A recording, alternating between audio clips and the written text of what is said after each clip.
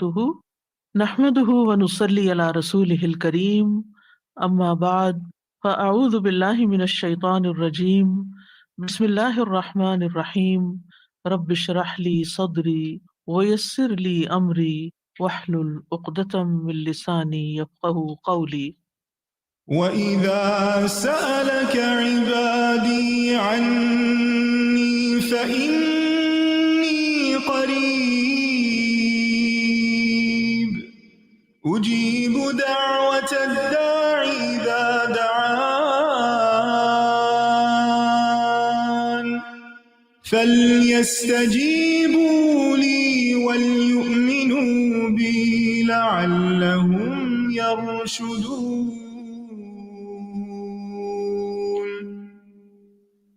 اور جب میرے بندے آپ سے میرے بارے میں سوال کریں تو کہہ دیجئے بے شک میں قریب ہوں، میں پکارنے والے کی پکار کا جواب دیتا ہوں جب وہ مجھے پکارے. تو ان کو چاہیے کہ وہ میرا حکم مانیں اور مجھ پر ایمان رکھیں تاکہ وہ ہدایت پا جائیں. بلا شبہ یقیناً اللہ سبحانہ تعالی قریب ہے. اللہ تعالی ہماری پکار سنتا ہے، نہ صرف یہ کہ سنتا ہے بلکہ جواب بھی دیتا ہے، ہماری دعائیں قبول فرماتا ہے. لہٰذا ہمیں اس کو پکارتے رہنا چاہیے، دعائیں مانگتے رہنا چاہیے. دعا مانگنا افضل ترین عبادت ہے. دعا میں استعمال کیا ہوا وقت عبادت شمار ہوتا ہے.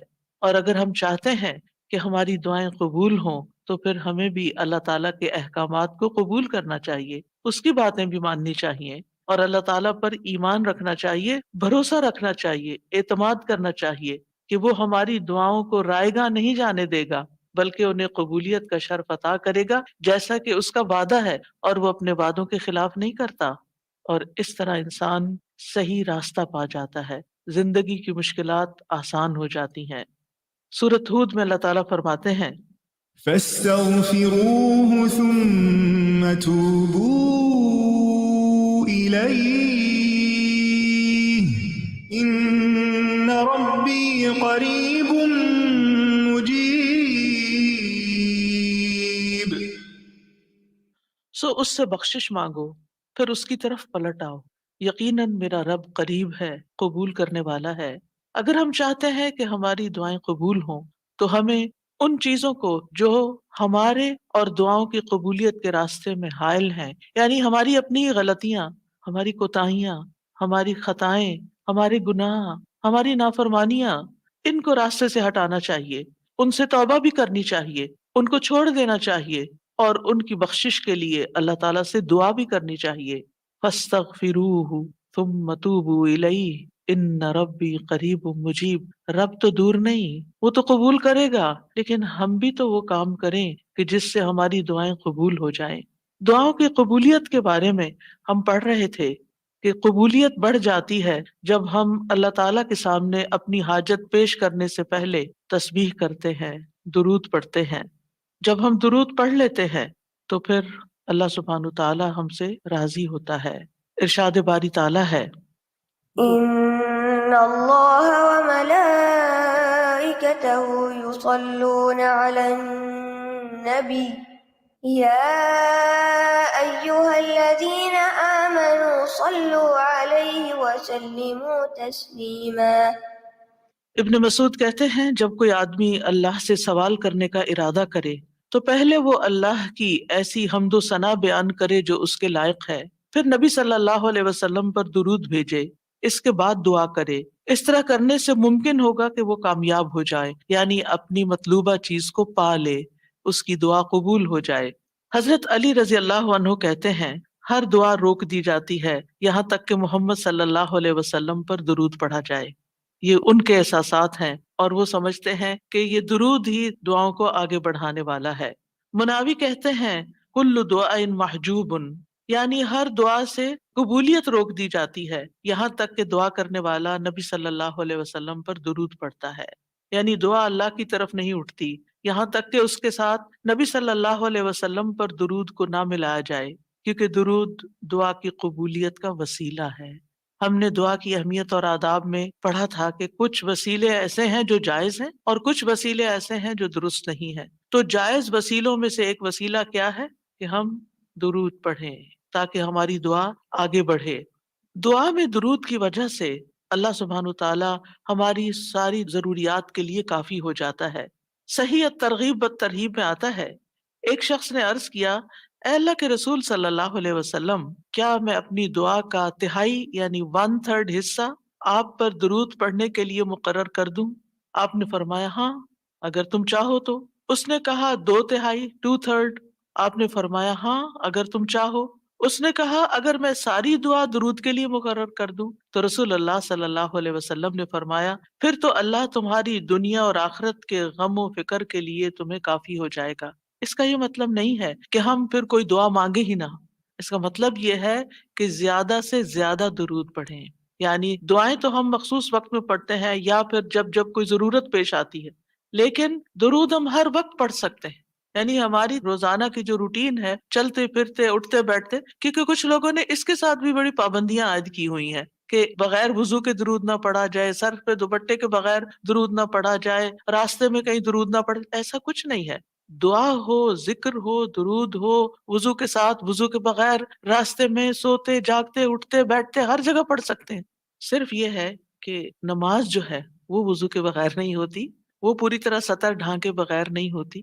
آپ لمبی سے لمبی نماز پڑھ رہے ہیں لیکن آپ نے ایسا دوپٹہ اوڑا ہوا ہے کہ آپ کے بال جھلک رہے ہیں، تو آپ کی نماز نہیں ہوگی، آپ کی محنت ضائع ہو جائے گی۔ لیکن درود شریف کے وقت اگر آپ کام کر رہے ہیں، مثلاً کھانا پکا رہے ہیں، اور آپ نے دوپٹہ اتار کے ایک طرف رکھا ہوا ہے کہ بار بار وہ بیچ میں اٹک رہا ہے، تو کوئی حرج نہیں، سر ننگا بھی ہے تو درود شریف پڑھ سکتے ہیں۔ تو درود شریف پڑھتے رہنے سے انسان کے سارے مسائل حل ہو جاتے ہیں، خاص طور پر اگر آپ کے دل پر بوجھ ہے، غم ہے، پریشانی ہے، تو درود ان چیزوں کو دور کرنے والا ہے، ان کا ازالہ کرنے والا ہے۔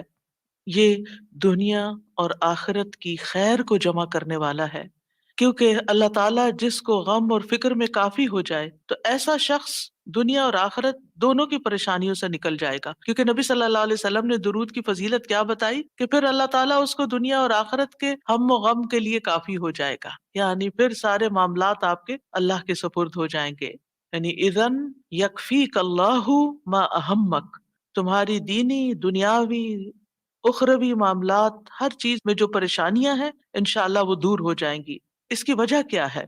اس کی وجہ یہ ہے کہ انسان اللہ سبحانہ تعالیٰ کی طرف متوجہ ہوتا ہے اور ایک محسن کے احسانات کو یاد کرتا ہے۔ یعنی جیسے شکر نعمتوں کو بڑھاتا ہے نا، لَإِن شَكَرْتُمْ لَأَزِيدَنَّكُمْ، اگر تم نے شکر ادا کیا تو میں تمہیں کیا کروں گا؟ اور نعمتیں دوں گا۔ درود شریف کیا ہے؟ اگر آپ غور کریں تو درود کیا ہے؟ درود دراصل نبی صلی اللہ علیہ وسلم کے ہم پر جو احسانات ہیں کہ آپ نے ہمیں ایمان سے روشناس کیا، قرآن سے روشناس کیا، حکمت سے روشناس کیا، اور ہماری خاطر دعائیں کی، بے شمار احسانات ہیں نا آپ صلی اللہ علیہ وسلم۔ آج ہم آپ کو کیا بدلہ دے سکتے ہیں؟ کس شکل میں بدلہ دے سکتے ہیں؟ ہم آپ کے لیے کیا کر سکتے ہیں؟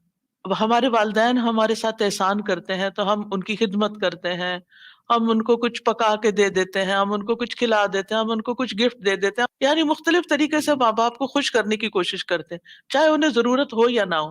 ہم سب ایسے ہی کرتے ہیں نا، یعنی ہم یہ تھوڑی دیکھتے ہیں کہ ان کو اس وقت ہمارے لاڈ پیار کی ضرورت ہے یا نہیں ہے، وہ دکھی ہیں، پریشان ہے یا نہیں ہے۔ ہم اپنی محبت کا اظہار کسی نہ کسی شکل میں کرتے رہتے ہیں۔ وہ فوت ہو جاتے ہیں تو پھر کیا کرتے ہیں؟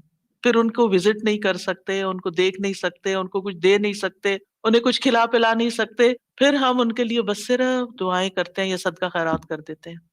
یہی چیزیں ان کو فائدہ دیتی ہیں۔ نبی صلی اللہ علیہ وسلم کے احسانات ہم پر سب انسانوں سے زیادہ ہیں، ہمارے ماں باپ سے بھی زیادہ ہیں ہم پر۔ اگر ہم سیرہ پڑھیں اور دیکھیں کہ آپ نے کتنے دکھ اٹھائے، کتنے غم اٹھائے، کتنی پریشانیوں سے گزرے، تو حیران ہو جاتا ہے انسان کہ اتنی بھی سچی خیر خواہی کسی انسان کے اندر ہو سکتی۔ النبی اولیٰ بالمؤمنین من انفسہم، نبی تو تم سے بھی زیادہ تمہارے لیے مہربان ہے۔ یعنی ہم اپنی جانوں کے بارے میں اتنے فکر مند نہیں ہوتے، ہم اپنے آپ کو خود جہنم کی آگ سے بچانے کے لیے وہ فکر نہیں کرتے جتنی فکر ہمارے نبی صلی اللہ علیہ وسلم نے ہمارے لیے کی۔ تو ان کے احسانات کا بدلہ کیسے دیں گے ہم ان کے لیے کیا کریں گے؟ ہم ان کے لیے درود پڑھیں گے۔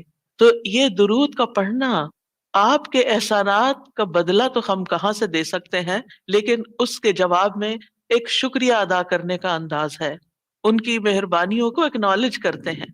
کیونکہ جو شکر گزار انسان ہوتا ہے وہ دنیا میں بھی مطمئن ہوتا ہے، اس کی ایک فلفلمنٹ ہوتی ہے، اور پھر یہ ہے کہ اس کے آگے کے مرحلے بھی آسان ہوتے ہیں۔ وہ جس کے ساتھ بھی شکر گزاری کا معاملہ کرتا ہے، عام انسانوں کے ساتھ بھی، تو وہ ان کا محبوب بن جاتا ہے۔ تو جب ہم اللہ تعالیٰ کا شکر ادا کرتے ہیں تو کیا ہم اللہ کے محبوب نہیں ہوں گے؟ جب ہم رسول اللہ صلی اللہ علیہ وسلم کا شکریہ ادا کرتے ہیں، اور شکریہ ادا کرنا صرف زبان سے تھینک یو کہنا نہیں ہوتا، وہ مختلف طریقے سے کسی کو دعا دینا بھی، یعنی اگر ہم کسی کے احسان کا بدلہ صرف دعا کی شکل میں بھی دیتے ہیں تو یہ بھی شکریہ ادا کرنے کی بہت بڑی قسم ہے، اور پلٹ کر واپس تو اپنے اوپر ہی آتا ہے۔ یعنی جب شکر کسی کا ادا کرتے ہیں، جب کسی کے احسان مند ہوتے ہیں، ایک ہوتا ہے بس صرف تکلفاً رسماً ایک فیشن کے طور پہ، ایک روٹین کے طور پر کسی کو تھینک یو بول دینا، نہیں، دل سے جینوئنلی دوسرے کا شکر گزار ہونا، یہ اس کے دل میں آپ کی محبت بڑھاتا ہے۔ اس میں آپ کی نیت یہ نہیں ہوتی کہ وہ مجھ سے محبت کرے، نہیں، آپ اس کو اکنالج کر رہے ہوتے ہیں، اس کا احسان مان رہے ہوتے ہیں، اور اللہ تعالیٰ اس کے دل میں آپ کی محبت ڈال دیتا ہے۔ اور جو ناشکرے انسان ہوتے ہیں، جو ناقدرے ہوتے ہیں، سب سے پہلے تو ہم اللہ ہی کے حق میں ناقدرے، وما قدر اللہ حق قدری، ہم نے اللہ کی قدر ہی نہیں کی جیسا قدر کرنے کا حق ہے، ہم نے نبی صلی اللہ علیہ وسلم کی قدر ہی نہیں کی جیسا کہ قدر کرنے کا حق ہے۔ تو ہماری یہ تسبیحات اور ہمارا یہ درود شریف اس قدر کی طرف بڑھنے کا ایک چھوٹا سا جسچر ہے کہ ہم واقعی اس بات کو مانتے ہیں کہ ان کے ہم پر احسانات تھے۔ لہٰذا جب ہم درود پڑھتے ہیں تو اس کا مطلب یہ ہے کہ ہم نے باقی چیزیں چھوڑی اور ہم آپ کا حق ادا کرنے کی طرف متوجہ ہو گئے۔ تو یہ چیز اللہ تعالیٰ کو کتنی پسند آتی ہوگی کہ یہ اپنے لیے کچھ نہیں مانگ رہا، اپنے لیے نہیں کچھ مانگ رہا، اپنی باتیں نہیں کر رہا، یہ اپنے غموں کو بھول کے، اپنے کاموں کو چھوڑ کے صرف نبی صلی اللہ علیہ وسلم پر درود بھیج رہا، یعنی ان کا احسان مان کر، ان کا شکریہ ادا کرتے ہوئے ان کے لیے دعا کر رہا ہے۔ نبی صلی اللہ علیہ وسلم اللہ تعالیٰ کے محبوب ہیں، سب سے بہترین بندے ہیں، سب سے بہترین نبی ہیں، اللہ تعالیٰ ان سے محبت کرتا ہے۔ اللہ تعالیٰ فرماتے ہیں قل ان کنتم تحبون اللہ فاتبعونی یحببکم اللہ، کہہ دیجیے اگر تم اللہ سے محبت کرتے ہو میری اتباع کرو، اللہ تم سے محبت کرے گا۔ تو نبی صلی اللہ علیہ وسلم کی اتباع ہو، آپ کی سنتوں پر عمل کرنا ہو، آپ پر درود پڑھنا ہو، یہ سب کس میں اضافہ کرتا ہے؟ اللہ کی محبت بندے کو ملتی ہے۔ یحببکم اللہ، اللہ تم سے محبت کرے گا، اور اللہ تعالیٰ جس سے محبت کرے پھر اس کی تو بات ہی کیا، سیجعل لہم الرحمن ودا، اس کے مسائل کیسے حل نہیں ہوں گے؟ اس کے مسائل ضرور حل ہوں گے، اس کے غم دور ہوں گے، اس کی پریشانیاں دور ہوں گی۔ لہٰذا جب ہم اس سٹیٹ میں آ جاتے ہیں تو پھر آپ دیکھیں کہ یہ درجہ اس سے بھی بڑھ جاتا ہے جو ہم اپنے لیے خود کچھ مانگ رہے ہوتے ہیں نا، کیونکہ جب آپ کو کسی سے محبت ہوتی ہے تو آپ اس کے لیے کچھ بھی کرنے کو تیار ہوتے ہیں۔ یہ تو انسان کا حال ہے، انسان کی محبت ہے نا۔ تو جس انسان سے اللہ کو محبت ہو پھر اس کے مسئلے کیسے حل نہیں ہوں گے؟ اللہ سبحانہ و تعالیٰ اس کے لیے بہترین بہترین چیزیں کیوں نہیں کریں گے؟ تو اس طرح یہ درود جو ہے وہ دعا سے بھی بازی لے جاتا ہے کہ انسان اللہ کی محبت حاصل کر لیتا ہے، اور اس کے نتیجے میں دعائیں قبول ہوتی ہیں، اور اللہ تعالیٰ کی طرف سے رحمتیں آتی ہیں، درجے بلند ہوتے ہیں، گناہ معاف ہوتے ہیں۔ لیکن اس کا یہ مطلب ہرگز نہیں کہ آپ باقی دعائیں نہ مانگیں، کیونکہ خود نبی صلی اللہ علیہ وسلم نے ساری دعائیں مانگی ہیں۔ یہ جو ہم آپ کو جتنی بھی دعائیں سکھا رہے ہیں یہ مسنون دعائیں ہیں، ان کو دعا سمجھ کے پڑھیں اور اس کو ریپیٹڈلی پڑھیں، کیونکہ دعا میں تکرار بھی ضروری ہے۔ ہم آداب میں پڑھ چکے ہیں، اصرار ضروری ہے، تکرار ضروری ہے، افتقار ضروری ہے۔ تو اپنی محتاجی، اپنی عاجزی، اپنی ہمبلنس کو ظاہر کرتے ہوئے اللہ تعالیٰ سے مانگتے رہیں۔ تو درود جو ہے اس کے بارے میں جو قرآن مجید میں آتا ہے، آیت دوبارہ سنتے ہیں۔ ان اللہ وملائکتہ یصلون علی النبی یا ایہا الذین آمنوا صلوا علیہ وسلموا تسلیما، بے شک اللہ اور اس کے فرشتے نبی پر رحمت بھیجتے ہیں، اے لوگو جو ایمان لائے ہو تم بھی ان پر درود بھیجو اور خوب خوب سلام بھی بھیجتے رہا کرو۔ ان اللہ وملائکتہ یصلون علی النبی، اللہ سبحانہ و تعالی خود اور اس کے فرشتے نبی صلی اللہ علیہ وسلم پر درود بھیجتے ہیں۔ اللہ سبحانہ و تعالیٰ درود بھیجتے ہیں، اس کا کیا مطلب ہے؟ یعنی اللہ سبحانہ و تعالیٰ ملائے اعلیٰ میں، آسمانوں کی بلند مجلس میں اپنے بندے اپنے نبی محمد صلی اللہ علیہ وسلم کی تعریف کرتے ہیں، ان کے بلند مرتبے اور ان کی بلند شان کی خبر دیتے ہیں۔ اللہ تعالیٰ ان کی خود تعریف کرتے ہیں، ثنا کرتے ہیں، آپ پر رحمتیں اور برکتیں نازل کرتے ہیں۔ اور فرشتے بھی درود بھیجتے ہیں، جیسے فرشتے تسبیح کرتے ہیں نا، اور جیسے کائنات کی باقی چیزیں سب اللہ کی حمد و ثنا کرتے ہیں، تو نبی صلی اللہ علیہ وسلم پر بھی فرشتے درود بھیجتے ہیں۔ اور ان کا درود بھیجنا کیا ہے کہ آپ کے لیے رحمت اور مغفرت اور بلندی درجات کی دعا، یعنی ایک تو فرشتے ایمان والوں کے لیے دعا کرتے ہیں، دوسرا یہ کہ فرشتے نبی صلی اللہ علیہ وسلم کے لیے خاص دعائیں کرتے ہیں۔ تو اگر اللہ تعالیٰ ان پہ درود بھیجتا ہے، ان پہ رحمتیں نازل کرتا ہے، فرشتے درود بھیجتے ہیں، تو پھر اہل ایمان کو کیا کرنا چاہیے؟ پہلے اللہ تعالیٰ اور فرشتوں کی بات کی گئی تاکہ ہمارے اندر بھی شوق پیدا ہو کہ ہم بھی درود بھیجیں۔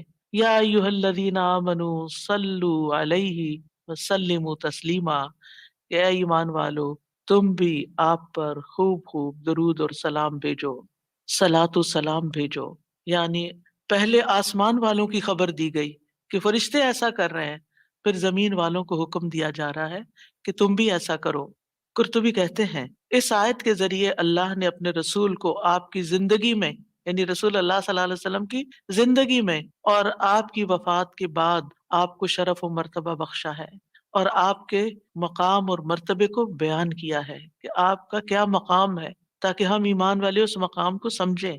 تو دوسرے لفظوں میں آپ صلی اللہ علیہ وسلم کے لیے اوپر کے جہان اور نیچے کے جہان میں تعریفیں ہوتی ہیں، یعنی ہم بھی آپ کی تعریف کرتے ہیں اور فرشتے بھی آپ کی تعریف کرتے ہیں، ہم بھی آپ کے لیے دعائیں کرتے ہیں، فرشتے بھی آپ کے لیے دعائیں کرتے ہیں، اور اللہ سبحانہ تعالیٰ ملائے اعلیٰ میں مقرب فرشتوں کے پاس اپنے نبی کی تعریف کرتے ہیں۔ آپ دیکھیں کہ دنیا میں طرح طرح کی مجالس ہوتی ہیں نا، کچھ مجالس بڑی خاص ہوتی ہیں، خاص خاص لوگ صرف انوائٹیڈ ہوتے ہیں، ہر کوئی نہیں وہاں جا سکتا۔ آسمانوں میں بھی خاص مجالس، اللہ سبحانہ تعالیٰ کے جو خاص مقرب فرشتے ہیں جنہیں وہ حکم دیا گیا تھا کہ آدم کو سجدہ کرو، جن کے سامنے اللہ تعالیٰ نے یہ بات رکھی تھی کہ میں آدم کو پیدا کرنے جا رہا ہوں، یہ گیدرنگ جو ہے اس کو ملائے اعلیٰ کہتے ہیں۔ ملا کہتے ہیں سرداروں کو، اور اعلیٰ کہتے ہیں بلند بلند سردار۔ تو یہ ایلیٹ کلاس ہے فرشتوں کی کہ جس کے سامنے اللہ سبحانہ تعالیٰ نے حضرت آدم کی پیدائش کی بات کی تھی اور پھر اس کے بعد سجدے کا حکم دیا گیا تھا، تو مقرب فرشتوں کے درمیان یا ان کے پاس اللہ سبحانہ تعالیٰ نبی صلی اللہ علیہ وسلم کی تعریف کرتے ہیں۔ ذرا سوچئے، امیجن کیجئے فرشتوں کی مجلس۔ ویسے تو کوئی فرشتہ اللہ کی نافرمانی نہیں کرتا، ہر فرشتہ اطاعت گزار ہے، ہر فرشتہ اللہ کی بات مانتا۔ یفعلون ما یؤمرون، لپکتے ہیں، دوڑتے ہیں، بھاگتے ہیں، تیز بھاگتے ہیں ایک دوسرے سے، فالسابقات سبقا، ایک دوسرے سے سبقت لے جاتے ہیں اللہ کا حکم ماننے میں۔ یعنی فرشتوں کا یہ حال ہے، لیکن ان کی کیٹیگریز ہیں۔ سورۃ فاطر کے شروع میں کیا آتا ہے؟ جاعل الملائکۃ رسلا اولی اجنحۃ مثنی وثلاث ورباع ویزید فی الخلق ما یشاء۔ دو پروں والے فرشتے بھی ہیں، تین والے بھی ہیں، چار والے بھی ہیں، اور پھر اللہ جتنی چاہتا ہے بڑھا دیتا ہے۔ جبریل علیہ السلام کے تو 600 پر ہیں۔ سوچئے کیا کیفیت ہوگی ان کی۔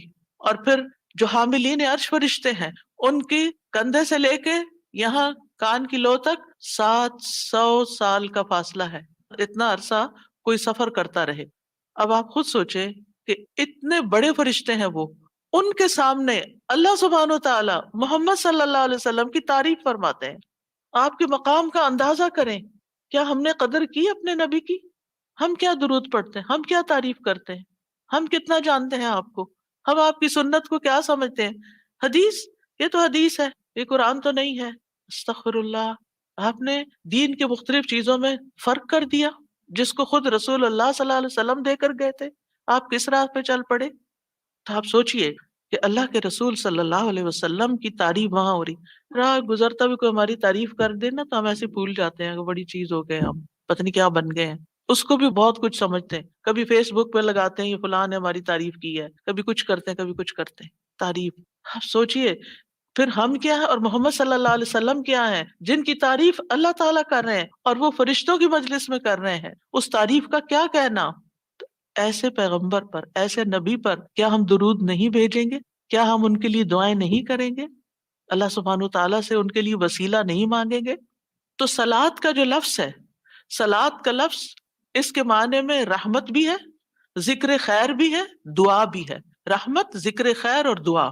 قاموس میں ہے الصلاۃ الدعاء والرحمت والاستغفار وحسن الثناء من اللہ عز وجل علی رسولہ صلی اللہ علیہ وسلم.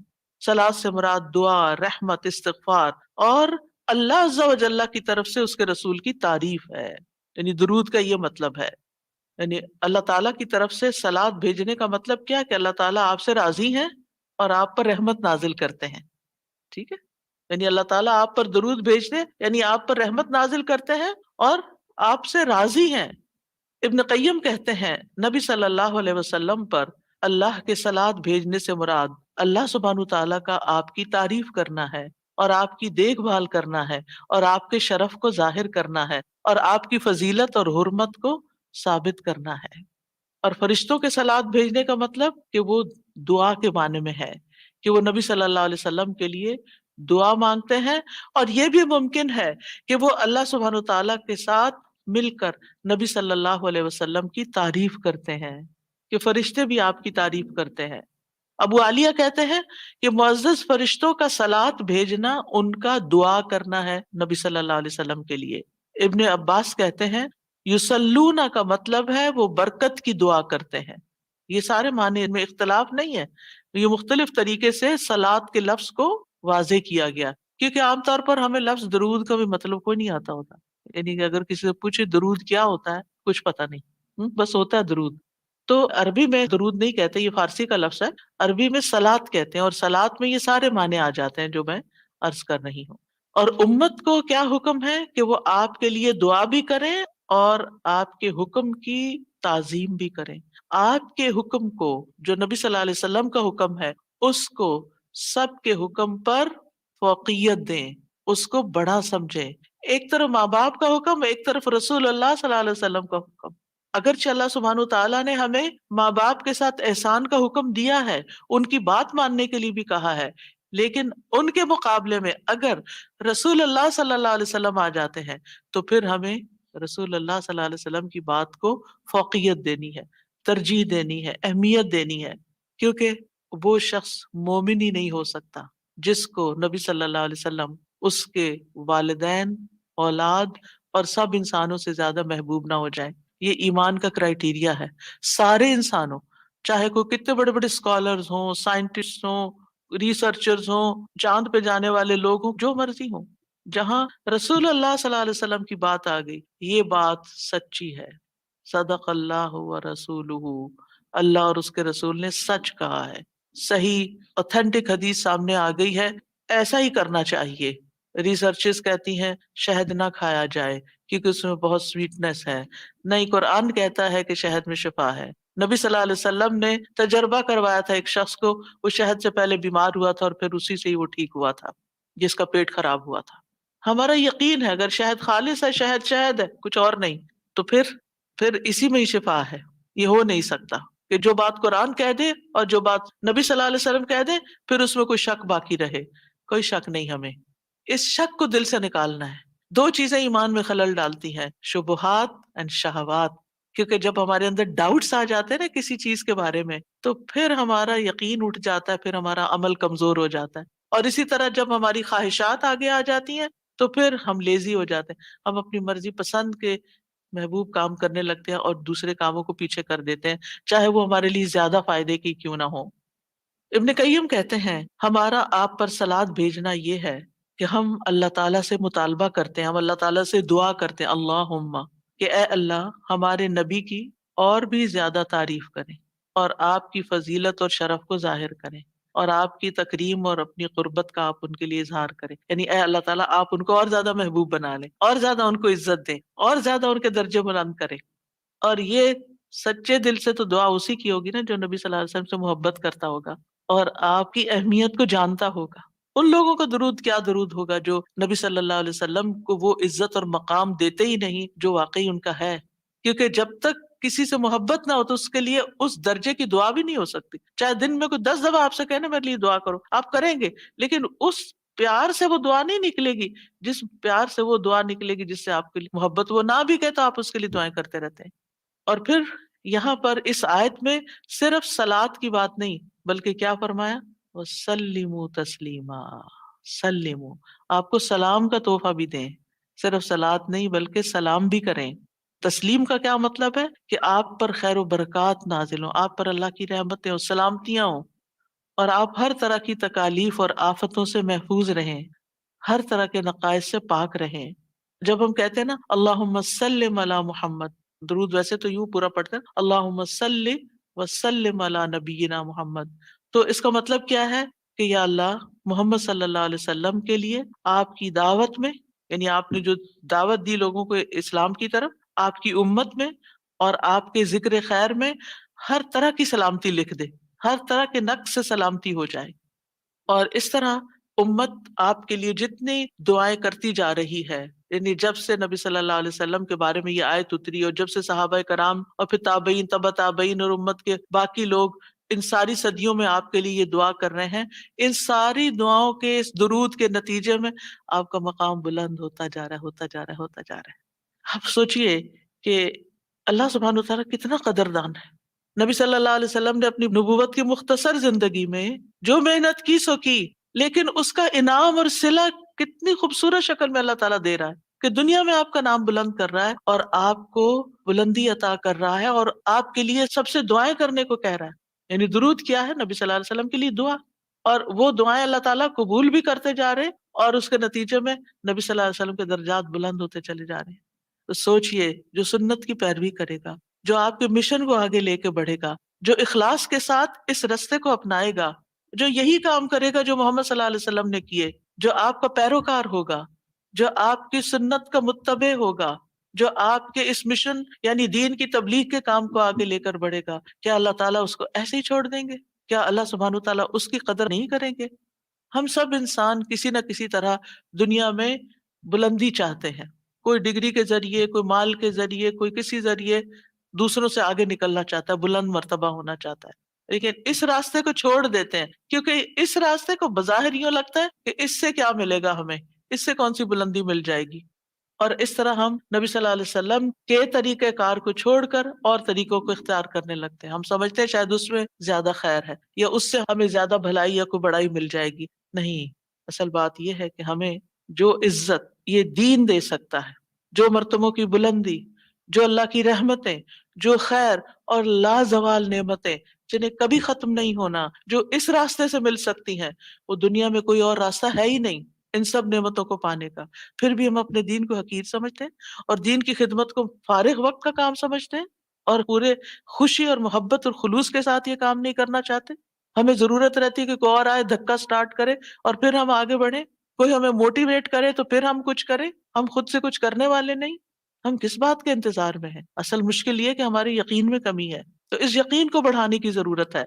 तो अल्लाह सुब्हानहु ताला अपने फरिश्तों के बाद ईमान वालों को हुक्म देता है कि ए मोमिनो, तुम तो ज्यादा हकदार हो कि नबी पर दुरूदो सलाम भेजो, क्योंकि तुम्हें उनकी रिसालत से जो बरकतें हासिल हुई हैं, जो फैज हासिल हुआ है, वो फरिश्तों को तो नहीं हुआ ना। फरिश्ते तो पहले से अल्लाह की इबादत करें। हमें इबादत के तरीके किसने सिखाए? मोहम्मद सल्लल्लाहु अलैहि वसल्लम ने सिखाए।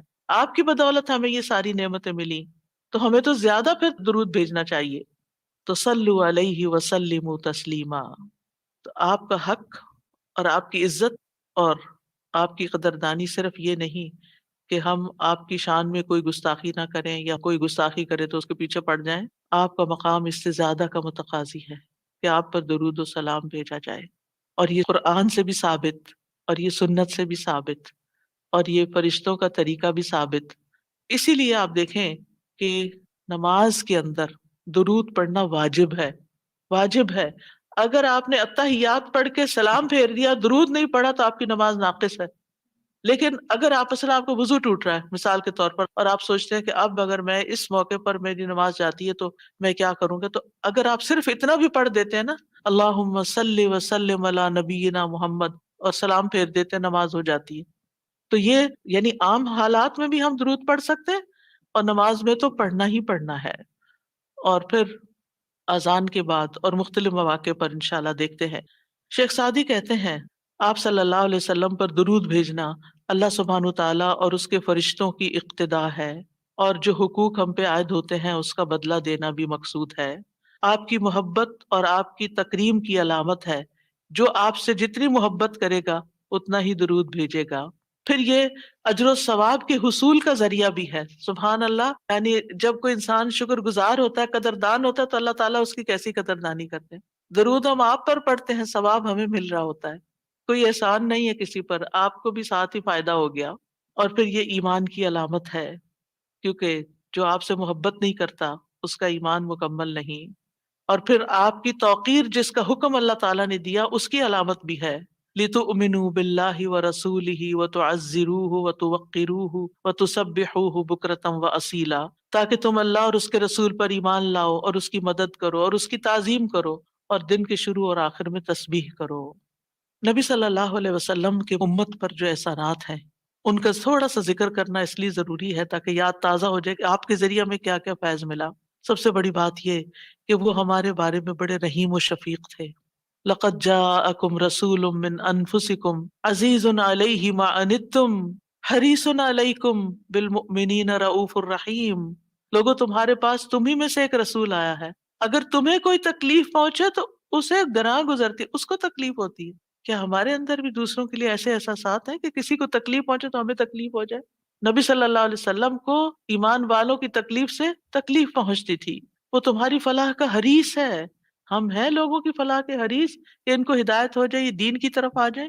مومنوں پر نہایت مہربان اور رحم کرنے والا ہے. یہ ہیں ہمارے رسول جن کی گواہی اللہ تعالیٰ نے دی کہ ان کے اندر کے جذبات لوگوں کے لیے کیا ہے اور ان کا مشن کیا اور وہ چاہتے کیا ہیں آپ کے لیے. اور وہ کتنے شفیق اور مہربان ہے. یعنی ایک دائی کی بنیادی صفت ہونی چاہیے کہ وہ دوسروں سے محبت کرنے والا ہو، دوسروں کی خیر کرنے والا ہو. ہم بعض اوقات دین کا کام کرتے ہوئے اتنے پروفیشنل ہو جاتے ہیں کہ ہماری ٹون بھی بڑی اسپارٹ ہو جاتی ہے اور ہمارا انداز بھی بڑا تحکمانہ ہو جاتا ہے. ہم سمجھتے ہیں کہ ہم صحیح معنی میں خدمت کر رہے ہیں. نہیں، کہیں ایسا نہ ہو کہ اس کی وجہ سے لوگ دین سے ہی دور ہو جائیں.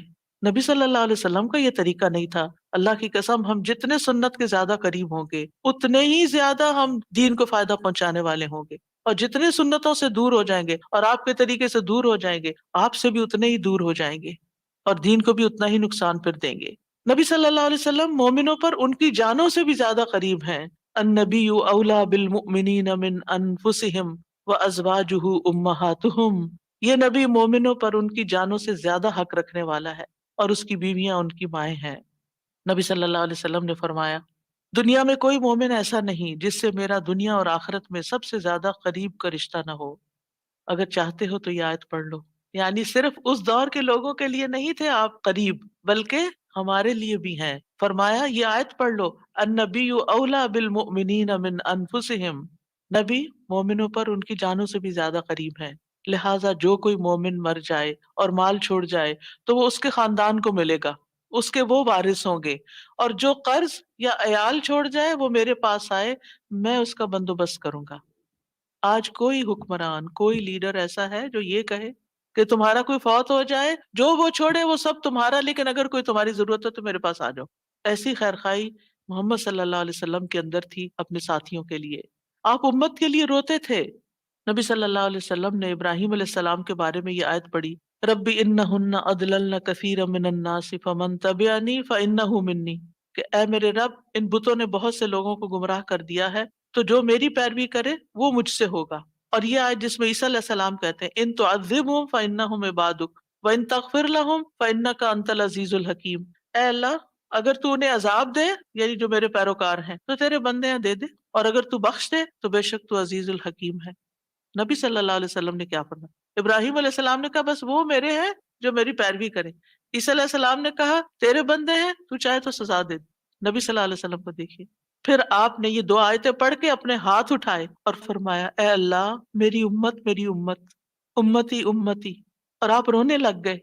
یہ آپ کے دل میں امت کے لیے پیار تھا. امت کے دل میں محمد صلی اللہ علیہ وسلم کے لیے کیا محبت ہے. تو اللہ عز و جل نے فرمایا اے جبریل جاؤ محمد کے پاس، حالانکہ تیرا رب خوب جانتا ہے، اور ان سے پوچھو کہ کیوں رو رہے ہیں. جبریل علیہ السلام آپ کی خدمت میں آئے اور آپ سے رونے کی وجہ پوچھی تو رسول اللہ صلی اللہ علیہ وسلم نے انہیں بتا دیا کہ میں اپنی امت کے لیے رو رہا ہوں، حالانکہ اللہ سب سے زیادہ جاننے والا ہے. تو اللہ تعالیٰ نے فرمایا اے جبریل محمد کی طرف جاؤ اور ان سے کہہ دو کہ ہم آپ کو آپ کی امت کے بارے میں ضرور راضی کر دیں گے اور ہم آپ کو غمگین نہیں کریں گے. اتنے حریص تھے وہ ہماری نجات کے اور ہماری فلاح کے. تو کیا وہ والدین سے بھی زیادہ پھر مہربان نہیں ہم پر؟ ہمارے ماں باپ ہماری دنیا کا غم کرتے ہیں، ہماری دنیا کی فکریں کرتے ہیں، ان کو کھانا کہاں سے ملے گا، ان کے فلاں چیز کا کیا ہوگا، فلاں چیز کا کیا ہوگا۔ نبی صلی اللہ علیہ وسلم ہماری دنیا کے تو پیچھے ہو گیا نا، کہ جس کا عیال ہو، قرض دار ہو، میرے پاس آ جائے، لیکن ہماری آخرت کی فکر کرتے ہیں کہ میری امت کی بخشش ہوگی کہ نہیں ہوگی۔ ایک دفعہ کوئی لا الہ الا اللہ محمد الرسول اللہ کہہ کر اس دین میں داخل ہو جاتا ہے تو پھر محمد صلی اللہ علیہ وسلم اس کے لیے مہربان ہو جاتے ہیں، اس کے لیے غمگین ہو جاتے ہیں کہ اس کی بخشش ہو جائے۔ آپ ہر نماز میں امت کے لیے دعائیں کرتے تھے، ہر نماز میں۔ حضرت عائشہ کہتی ہیں میں نے رسول اللہ صلی اللہ علیہ وسلم کو خوش طبیعت دیکھ کر کہا اے اللہ کے رسول میرے لیے اللہ تعالیٰ سے دعا کریں۔ آپ نے فرمایا اللہم اغفر لعائشہ ما تقدم من ذنبها وما تأخر وما اسرت وما اعلنت، اے اللہ عائشہ کے سب گناہ بخش دے، جو اس نے پہلے کیے، جو بعد میں کیے، جو چھپا کے کیے، جو اعلانیہ کیے۔ خوشی سے حضرت عائشہ نے ہنسنا شروع کر دیا، یہاں تک کہ ہنستے ہنستے ان کا سر رسول اللہ صلی اللہ علیہ وسلم کی گود میں جا پڑا۔ آپ نے پوچھا کیا تمہیں میری دعا نے خوش کر دیا؟ انہوں نے کہا بھلا مجھے کیا ہے کہ آپ کی دعا خوش نہ کرے، آپ کی دعا سے ہی خوش ہوئی ہوں۔ آپ نے فرمایا اللہ کی قسم میں ہر نماز میں اپنی امت کے لیے یہ دعا کرتا ہوں۔ یہ احسانات ہیں آپ کے ہم پر، اور آپ نے اپنی مقبول ترین دعا جو تھی اپنی امت کے لیے محفوظ کر لی۔ نبی صلی اللہ علیہ وسلم نے فرمایا مجھ سے کہا گیا آپ مانگیں، کیونکہ ہر نبی نے مانگا ہے، ہر نبی کو ایک مقبول دعا دی گئی ہے کہ جو اللہ تعالیٰ ضرور قبول کرے گا، لیکن میں نے اپنا سوال قیامت کے دن کے لیے مؤخر کر دیا، ڈیلے کر دیا، وہاں جا کے مانگوں گا اور وہ تمہارے لیے ہوگا، اور لا الہ الا اللہ کی گواہی دینے والے ہر شخص کے لیے ہوگا۔ ہمیں اگر اللہ تعالیٰ کی طرف سے یہ پیغام آئے کہ کوئی ایک دعا مانگ لو وہ ضرور قبول ہوگی، تو ہم تو جھٹ سے اپنے لیے کوئی دنیا کی دعا مانگ لیں گے جو جلد ختم بھی ہو جانے والی۔ اس سے آپ کی حکمت کا اندازہ لگائیں اور ہمارے لیے آپ کی محبت کا اندازہ کریں۔ آپ کی وجہ سے امت کو شفاعت ملے گی۔ نبی صلی اللہ علیہ وسلم نے فرمایا مجھے 5 چیزیں ایسی دی گئیں جو مجھ سے پہلے کسی کو نہیں دی گئی، ان میں سے ایک مجھے شفاعت عطا کی گئی، یعنی نبی صلی اللہ علیہ وسلم کو شفاعت کا حق دیا گیا۔ نبی صلی اللہ علیہ وسلم امت کی شفاعت کی خاطر تمام رات فکر مند رہے۔ ابو ذر کہتے ہیں ایک مرتبہ رسول اللہ صلی اللہ علیہ وسلم نے نماز شروع کی اور ساری رات صبح تک ایک ہی آیت رکوع اور سجود میں پڑھتے رہے کہ اے اللہ اگر تو انہیں عذاب میں مبتلا کر دے تو یہ تیرے بندے ہیں، اور اگر تو انہیں معاف کر دے تو تو بڑا غالب حکمت والا ہے۔ جب صبح ہوئی تو میں نے عرض کیا یا رسول اللہ آپ ساری رات صبح تک رکوع اور سجود میں ایک ہی آیت پڑھتے رہے؟ آپ دیکھیے کہ وہ جو سوال اکثر آتا ہے نا کہ سجدے میں قرآنی دعا پڑھ سکتے ہیں یا نہیں، اس کا یہ جواب ہے، ٹھیک ہے، کہ قرآنی آیت جو دعا کی شکل میں ہو وہ پڑھ سکتے ہیں۔ آپ صلی اللہ علیہ وسلم نے فرمایا میں اپنے رب سے اپنی امت کے لیے سفارش کا حق مانگ رہا تھا، یہ دعا کر کے امت کے لیے سفارش کا حق مانگ رہا تھا جو اللہ نے مجھے عطا کر دیا، اور انشاءاللہ یہ ہر اس شخص کو نصیب ہوگی جو اللہ کے ساتھ کسی کو شریک نہیں ٹھہراتا، شرک نہیں کرتا۔ ابن عباس کہتے ہیں رسول اللہ صلی اللہ علیہ وسلم نے فرمایا اللہ نے میرے لیے میری امت کی غلطی اور بھول چوک اور جس پر ان کو مجبور کر دیا جائے اس سے درگزر فرمایا ہے، اور یہ بھی آپ کا ایک احسان ہے ہم پر۔ نبی صلی اللہ علیہ وسلم نے اپنی امت کو مشقت میں نہیں ڈالا، بس وہ کام سکھائے جو وہ کر سکتے تھے آسانی سے۔ آپ صلی اللہ علیہ وسلم نے فرمایا اگر میری امت پر مشقت نہ ہوتی تو میں انہیں ہر نماز کے وقت وضو کرنے کا حکم دیتا، یعنی چاہے وضو ہوتا پھر بھی دوبارہ حکم دیتا، لیکن اگر وضو ہے تو دوبارہ نہ بھی کرو، یہ آسانی دی آپ نے۔ آپ اپنی امتیوں کو آگ سے بچانے کی شدید حرص رکھتے تھے۔ نبی صلی اللہ علیہ وسلم نے ایک مرتبہ فرمایا میری مثال اور لوگوں کی مثال اس شخص کی طرح ہے جس نے آگ روشن کی، جب اس کے چاروں طرف روشنی پھیل گئی تو پروانے اور کیڑے مکوڑے جو آگ پہ گرتے ہیں اس میں گرنے لگے۔ وہ آدمی ان کو آگ سے دور کرتا ہے لیکن وہ اس کے قابو میں نہیں آتے بلکہ آگ میں داخل ہو جاتے ہیں۔ اسی طرح میں تمہاری کمروں سے پکڑ پکڑ کر تمہیں آگ سے روکتا ہوں اور تم اس میں گرتے جاتے ہو، یعنی میں تمہیں روکتا ہوں کہ وہ غلط کام نہیں کرو کہ جو آگ کی طرف لے جانے والے ہیں، اور تم رک نہیں رہے۔ اسی طرح آپ صلی اللہ علیہ وسلم نے اپنے بعد آنے والے امتیوں کے لیے بھی محبت کا اظہار کیا ہے۔ حدیث میں آتا ہے آپ نے فرمایا کاش میں اپنے بھائیوں سے مل پاتا۔ نبی صلی اللہ علیہ وسلم کے صحابہ نے عرض کیا کیا ہم آپ کے بھائی نہیں؟ آپ نے فرمایا تم میرے صحابہ ہو، میرے بھائی وہ لوگ ہیں جو مجھ پر ایمان لائے ہوں گے لیکن میری زیارت نہ کر سکے ہوں گے، یعنی آپ کے بعد دنیا میں آئے ہیں۔ پھر یہ ہے کہ درود شریف پڑھنے کے فائدے کیا ہیں؟ یہ تو تھا کہ آپ کے احسانات ہیں ہم پر، لہٰذا ہمیں انسان ہونے کی حیثیت سے ہمارے اوپر لازم ہے کہ احسان کا بدلہ چکائے اور ہم آپ پر درود پڑھیں۔ لیکن ویسے فائدے کیا ہیں؟ ایک بار درود بھیجنے پر 10 رحمتیں ملتی ہیں، صحیح مسلم کی روایت میں آتا ہے۔ سنن نسائی میں آتا ہے جو شخص مجھ پر 1 مرتبہ درود بھیجے گا اللہ اس پر 10 مرتبہ رحمتیں نازل کرے گا، اس کے 10 گناہ معاف ہوں گے، اس کے 10 درجات بلند ہوں گے۔ ایک اور روایت میں آتا ہے جو شخص میری امت میں مجھ پر اخلاص سے دل سے ایک بار درود پڑھے گا تو اللہ اس وجہ سے اس پر 10 رحمتیں بھیجے گا اور اس کی وجہ سے اس کے 10 درجے بلند فرمائے گا، اس کے لیے 10 نیکیاں لکھے گا، 10 گناہ معاف فرما دے گا۔ فائدے ہی فائدے، برکتیں ملیں گی۔ آپ نے فرمایا مجھ پر درود بھیجا کرو کیونکہ مجھ پر درود بھیجنا تمہارے لیے باعث برکت ہے، اور میرے لیے اللہ سے وسیلہ کا بھی سوال کیا کرو۔ یعنی جو شخص درود بھیجتا ہے برکت اس پر آتی ہے، انسان کی ذات میں، عمل میں، عمر میں برکتیں آتی ہیں۔ امام ابن قیم نبی صلی اللہ علیہ وسلم کی ذات پر درود بھیجنے کے بارے میں کہتے ہیں یہ درود بھیجنے والے شخص کی اپنی ذات کے لیے، اس کے عمل، اس کی عمر میں برکت کا سبب ہے، اس کی مصلحتوں اور ضرورتوں کے اسباب میں سے ہے، کیونکہ درود بھیجنے والا اپنے رب سے دعا کر رہا ہوتا ہے کہ اللہ آپ پر اور آپ کی آل پر برکت نازل کرے۔ تو جب ہم آل پر برکت کی بات کرتے ہیں تو ہم خود بھی بیچ میں سب آ جاتے ہیں اور یہ دعا قبول ہو جاتی ہے، اسی لیے بدلہ بھی اسی کی جنس سے ہوگا۔ ابن حجر کہتے ہیں کہ طاعون اور دیگر بڑی بڑی وبائی بیماریوں میں سب سے بڑھ کر ان کو دور کرنے والی چیزوں میں سے نبی صلی اللہ علیہ وسلم پر کثرت سے درود بھیجنا ہے۔ پینڈیمک میں، کووڈ 19 میں ہمیں سب سے زیادہ درود پڑھنا ہے۔ درود پڑھتے رہیں، کثرت سے پڑھتے رہیں، یہ وبائی امراض دور ہو جائیں گی۔ ابن الجوزی کہتے ہیں جب اللہ اپنے بندے کے ساتھ خیر کا ارادہ کرتا ہے تو وہ اسے محمد صلی اللہ علیہ وسلم پر درود بھیجنے کی توفیق دے دیتا ہے، کیونکہ پھر خیر اسی پر واپس آنی ہے نا، تو اب توفیق ہو گئی تو خیر و برکت کے دروازے کھل گئے۔ ایک فرشتے کے ذریعے آپ تک درود پہنچایا بھی جاتا ہے۔ رسول اللہ صلی اللہ علیہ وسلم نے فرمایا جو شخص ایک بار مجھ پر درود بھیجے گا اللہ اس پر 10 رحمتیں نازل کرے گا، اس پر ایک فرشتہ مقرر ہے، یعنی اس کام پر جو وہ مجھ تک پہنچاتا رہتا ہے۔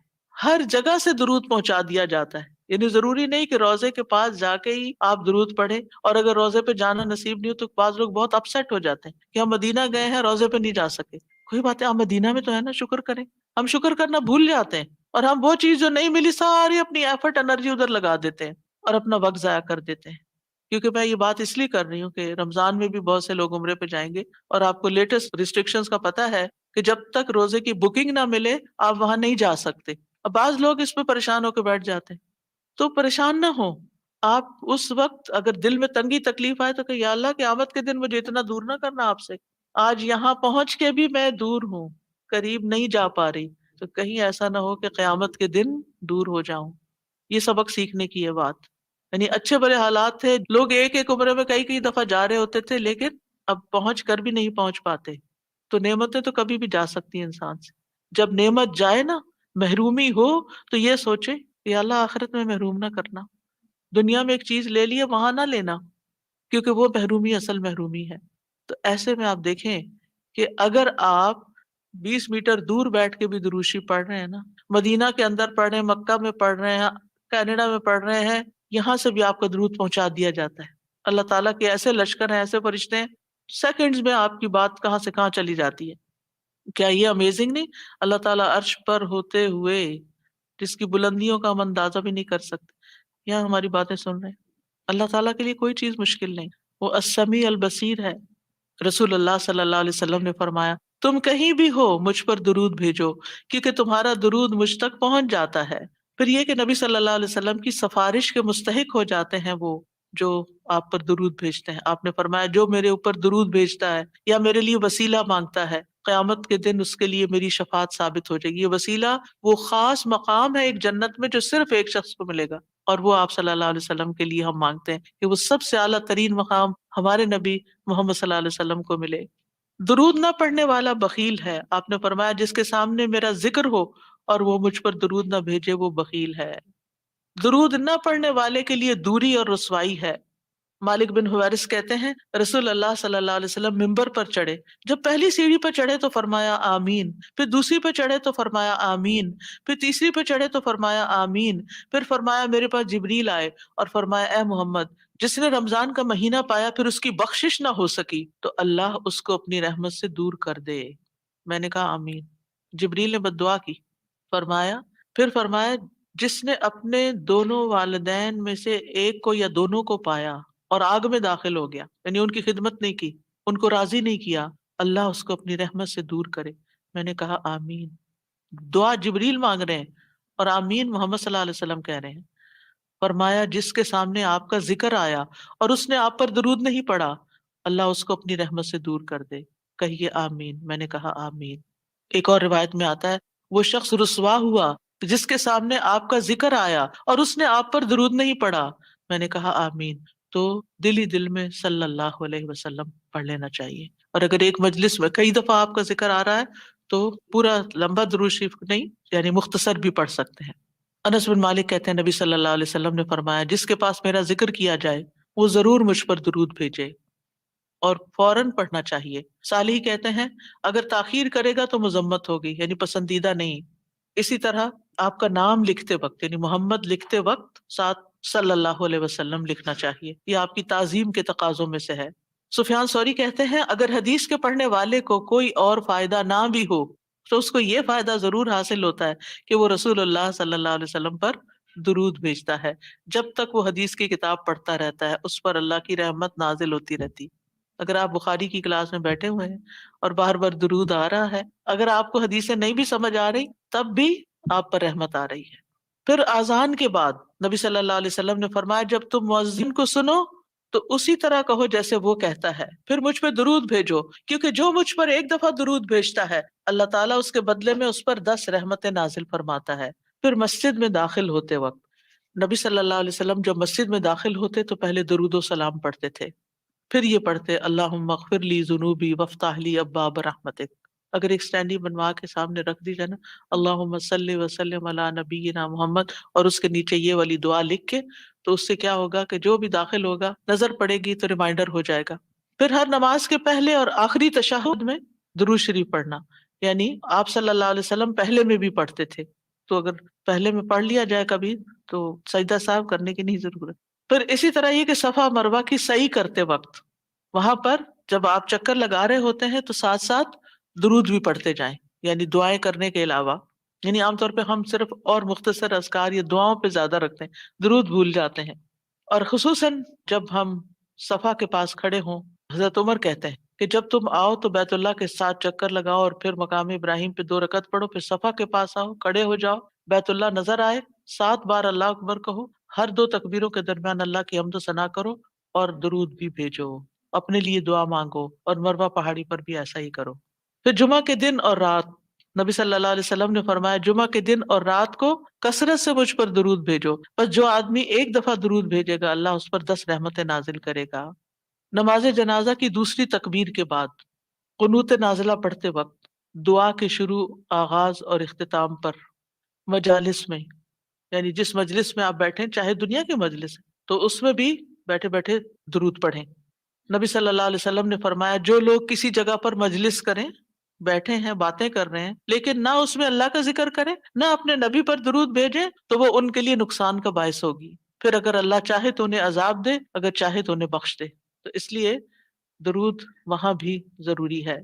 اور ایک اور روایت میں آتا ہے کہ قیامت کے دن ایسی مجلس ان کے لیے حسرت کا باعث ہوگی، اگرچہ وہ اپنے اجر و ثواب کی بنا پہ جنت میں داخل بھی ہو جائیں لیکن انہیں اس مجلس پہ حسرت ہوگا ہم وہاں بیٹھے تھے اور ہم نے ایک دفعہ بھی درود نہیں پڑھا۔ نبی صلی اللہ علیہ وسلم کے علاوہ دیگر انبیاء پر بھی درود پڑھا جا سکتا ہے۔ آپ نے فرمایا اللہ کے نبیوں اور رسولوں پر درود بھیجو، اس لیے کہ اللہ نے انہیں بھی میری طرح مبعوث کیا تھا۔ اور بعض احادیث سے یہ پتہ چلتا ہے کہ جب آپ نبیوں کا تذکرہ کرتے تو ان کے ساتھ صلی اللہ علیہ وسلم کہتے تھے۔ اسی لیے آپ نے دیکھا کہ فقہ القلوب کی کتاب کے اندر دیگر انبیاء موسیٰ صلی اللہ علیہ وسلم لکھا ہوتا ہے۔ ہم حیران ہوتے ہیں کہ یہ کیوں؟ تو یہ بھی سنت سے ثابت ہے، کیونکہ نبی صلی اللہ علیہ وسلم نے جب انبیاء کا ذکر کیا اذهبوا الی ابراہیم صلی اللہ علیہ وسلم ویأتون موسیٰ صلی اللہ علیہ وسلم اذهبوا الی عیسیٰ صلی اللہ علیہ وسلم، یعنی آپ جب یہ حدیث بیان کر رہے تھے تو نبیوں کے نام کے ساتھ یہ پڑھ رہے تھے۔ پھر یہ بھی ہے کہ صرف سنت سے ثابت شدہ درود پڑھنا چاہیے، یعنی من گڑت درود پڑھنے کی بجائے جو مسنون درود ہیں وہ پڑھنے چاہیے۔ ایک پیمفلٹ بھی تھا درود کا، ایک ہم نے کارڈ بنایا تھا، اس میں سارے ورژنز ہوں گے، ورنہ قرآنی اور مسنون دعاؤں کے شروع میں بھی 2-3 ورژنز موجود ہیں۔ تو اب میں بتا بھی دیتی ہوں۔ ایک درود ہے اللہم صلی علی محمد وعلی آل محمد، اے اللہ محمد اور آل محمد پر رحمت نازل فرما۔ یعنی جو ہم نے پیچھے وضاحت پڑھی کہ محمد صلی اللہ علیہ وسلم پر اللہ تعالیٰ اپنی رحمت نازل فرمائے اور آپ کی آل پر بھی رحمت نازل فرمائے۔ دوسرا ہے اللہم صلی علی محمد النبی الامی وعلی آل محمد، یہ بھی آپ پڑھ سکتے ہیں، مختلف اوقات میں مختلف پڑھ لیں۔ پھر نماز میں اللہم صلی علی محمد وعلی آل محمد کما صلیت علی ابراہیم وعلی آل ابراہیم انک حمید مجید، اللہم بارک علی محمد وعلی آل محمد کما بارکت علی ابراہیم وعلی آل ابراہیم انک حمید مجید۔ عبد الرحمن بن ابی لیلہ کہتے ہیں ایک مرتبہ کعب بن عجرہ مجھ سے ملے تو انہوں نے کہا میں تمہیں حدیث کا ایک تحفہ نہ دوں جو میں نے نبی صلی اللہ علیہ وسلم سے سنا تھا؟ میں نے عرض کیا جی ہاں، مجھے یہ تحفہ ضرور عنایت کیجیے۔ انہوں نے کہا ہم نے رسول اللہ صلی اللہ علیہ وسلم سے سوال کیا، بس ہم نے کہا اللہ کے رسول آپ کے اہل بیت پر کس طرح درود بھیجیں، یعنی صرف آپ پر نہیں بلکہ آپ کے گھر والوں پر بھی، اہل بیت پر بھی۔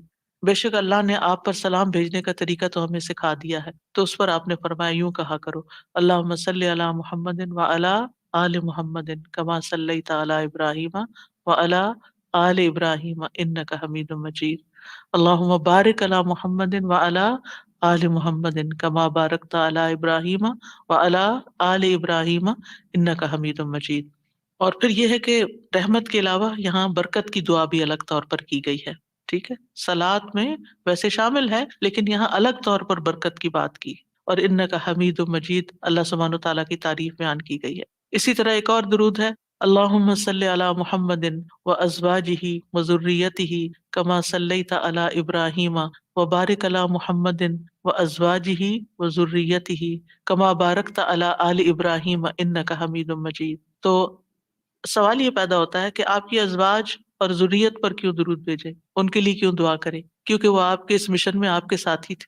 آپ دیکھیں کہ بعض پیغمبروں کی بیویاں ان کے ساتھ نہیں تھیں، لیکن حضرت ابراہیم کے، حضرت ہاجرہ کا کردار آپ سب کو معلوم ہے، کتنی قربانیاں کی انہوں نے، کہ کس طرح اللہ کے حکم کے اوپر ابراہیم علیہ السلام نے جب ان کو ایک صحرا میں چھوڑا تو انہوں نے کوئی شکایت ہی نہیں کی، اسے ایکسیپٹ کر لیا، خوشی خوشی ایکسیپٹ کیا۔ اور پھر حضرت سارہ بھی اسی طرح، لیکن حضرت نوح علیہ السلام اور حضرت لوط علیہ السلام کی بیویوں نے ساتھ نہیں دیا، تو نبی صلی اللہ علیہ وسلم کی ازواج نے آپ کا ساتھ دیا، اور خاص طور پر حضرت عائشہ رضی اللہ تعالیٰ عنہ نے کس طرح آپ کے علم کو آگے نصف صدی تک لوگوں کو پہنچایا جو علم کسی اور کے پاس نہیں تھا۔ اور اسی طرح پھر حضرت فاطمہ اور پھر حضرت فاطمہ کی اولاد، یہ سارے آپ کے خیر میں شریک تھے، یعنی جو آپ کا مشن تھا اس میں آپ کے شریک تھے۔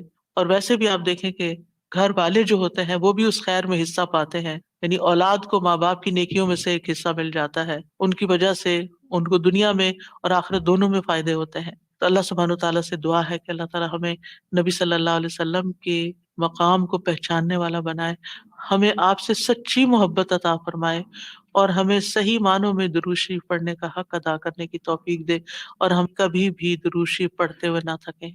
اللہم صلی وسلم وبارک علی محمد، اللہم صلی وسلم وبارک علی محمد، اللہم صلی وسلم وبارک علی محمد، اللہم صلی وسلم وبارک علی محمد، اللہم صلی وسلم وبارک علی محمد، اللہم صلی وسلم وبارک علی محمد، اللہم صلی وسلم وبارک علی محمد۔ وآخر دعوانا ان الحمد للہ رب العالمین۔ درود شریف کے بارے میں جو چیزیں آپ نے سیکھی اگر ان کو شیئر کرنا چاہیں تو موسٹ ویلکم۔ السلام علیکم۔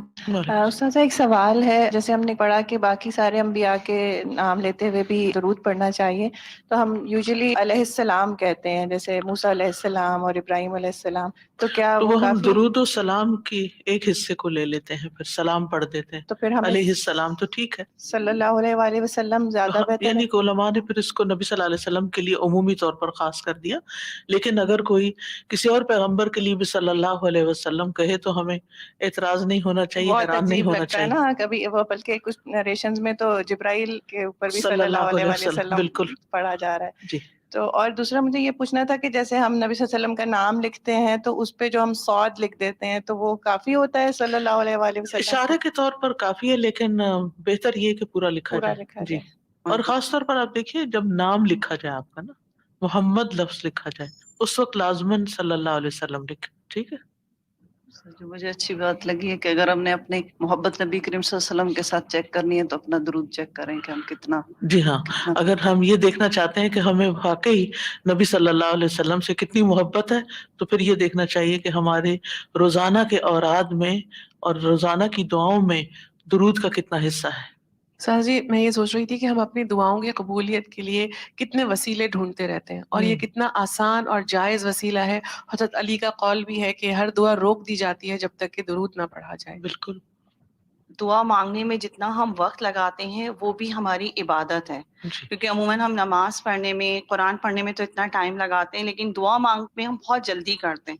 تو اگر ہم وہ ٹائم یہ سوچ کے کہ ہم عبادت کر رہے ہیں تو وہ بھی ہمارا اس میں کاؤنٹ ہوگا. بالکل. اور ایک چیز استاد جی کہ جب ہم درود پڑھتے ہیں تو آمین جو ہے وہ کہنا چاہیے یا نہیں؟ کیونکہ بعضوں کو درود پڑھنے کے بعد آمین کہتے ہیں.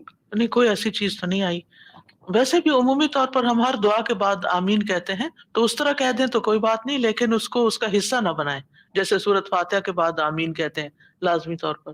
آپ نے جو بتایا تھا آپ صلی اللہ علیہ وسلم کے احسانات تو ہم نے کبھی اس پر غور ہی نہیں کیا. اس میں ایک خاص مجھ کو یہی ابراہیم علیہ السلام نے جیسے کہا، پھر عیسیٰ علیہ السلام نے کہا، اور پھر آپ نے ہاتھ اٹھا کر امتیوں کے لیے دعا کی، تو اس کی محبت کو ہم قدر ہی نہیں کرتے. بالکل، ہم نے کبھی احساس ہی نہیں کیا کہ انہوں نے ہمارے لیے کتنی تکلیفیں اٹھائی اور کتنی دعائیں کی اور ہمارے ہدایت کے کتنے حریص تھے وہ.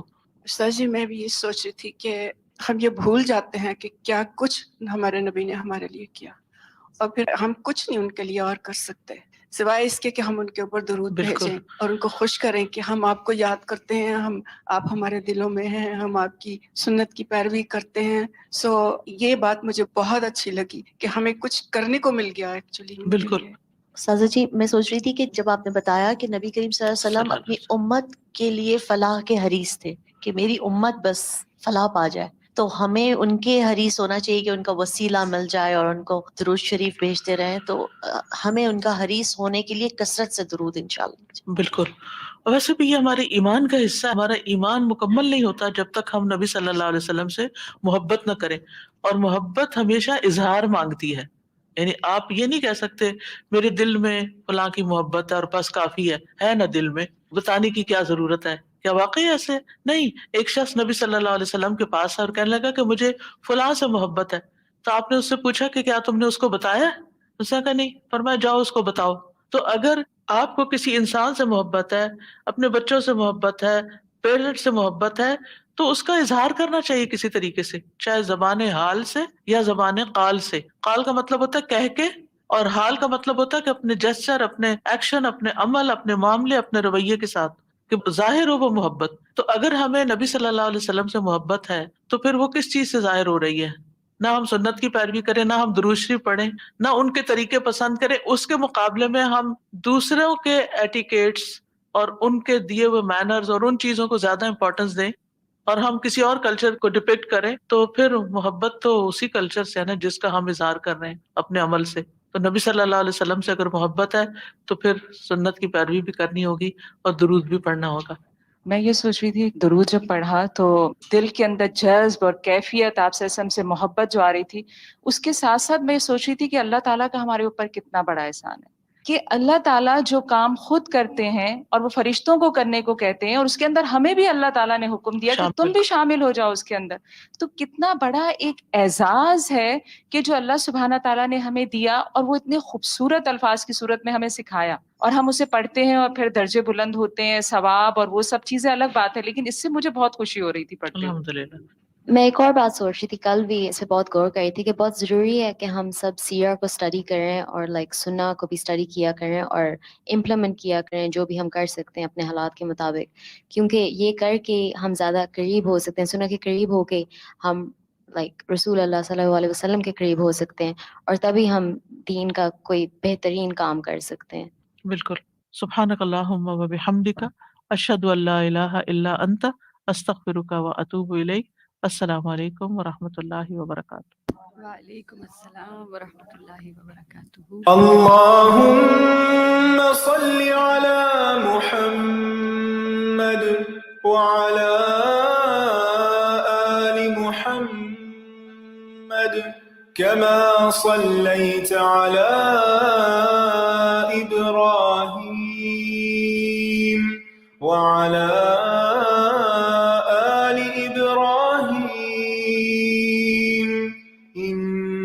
إنك حميد مجيد. اللهم بارك على محمد وعلى آل محمد كما باركت على إبراهيم وعلى آل إبراهيم إنك حميد مجيد.